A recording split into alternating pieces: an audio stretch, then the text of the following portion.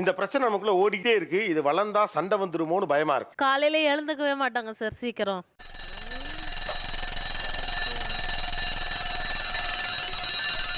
மேரேஜ்க்கு முன்னாடி சொன்னாங்க, நீங்கள் 6:30க்கு மேலே எழுந்து வந்தால் போதும், நீங்கள் வந்து காய் கட் பண்ணி கொடுத்தா மட்டும் போதும். அவங்க தான் சார் சொன்னாங்க. முழு கதையும் சொல்றானே. இவங்களால எனக்கு எங்கள் மாமியாருக்கும் ஒரு பாண்டே இல்லை சார். இவங்க வீட்டில் இருந்தால் என்கிட்ட ஒழுங்காக பேச மாட்டாங்க. அவங்க பாட்டி ஊருக்கு போயிட்டாங்கன்னா என்கிட்ட நல்லா சிரித்து பேசுகிறாங்க. ஐயோ பைபிள்ல ஏதோ பிளான் பண்ணுதே. அவங்களுக்கு என்கேஜ்மெண்ட் ஆனதுக்கு அப்புறமா இருந்து கூட நான் நல்லாவே அவங்க கிட்ட பேசியிருந்தேன். ஆனா அந்த பக்கம் இருந்து சரியான ரெஸ்பான்ஸ் எனக்கு வராத மாதிரி ஃபீல் ஆச்சு. நான் வந்து சைலண்ட் ஆயிட்டேன். ஆஹா இப்போ ஒரு அளப்பறை கொடுத்தா தானே தப்பிக்க முடியும். சார் நான் ஜாலியாக பேசினா அவங்க சீரியஸாக எடுத்துக்கிறாங்க அந்த விஷயத்த. ஹாஸ்டல்ல இருந்து வீட்டுக்கு வரேன் சார், உடம்பு சரியாத வந்தேன். இது ஏன் வீடு, இங்க ஏன் வந்தீங்கன்னு கேட்டாங்க. அது ஜாலியானதா சார்?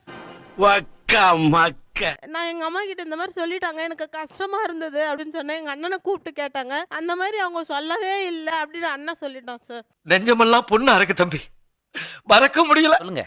அந்த பொண்ணுகிட்ட போயிட்டு ஏன் எங்க வீட்டுக்கு வந்தீங்க அப்படின்னு கேட்டா அது எப்படி காமெடியா இருக்கும்? கேஷுவலாக தான் சார் கேட்டேன். அதை தான் அவங்க சீரியஸாக எடுத்துக்கிட்டாங்க.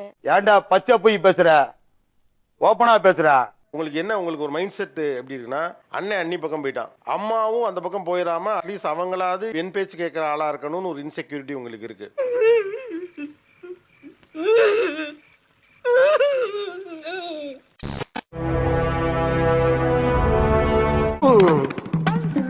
ஐயா ஐயா ஐயா ஐயா ஐயா ஐயா ஐயா மட்டமாமே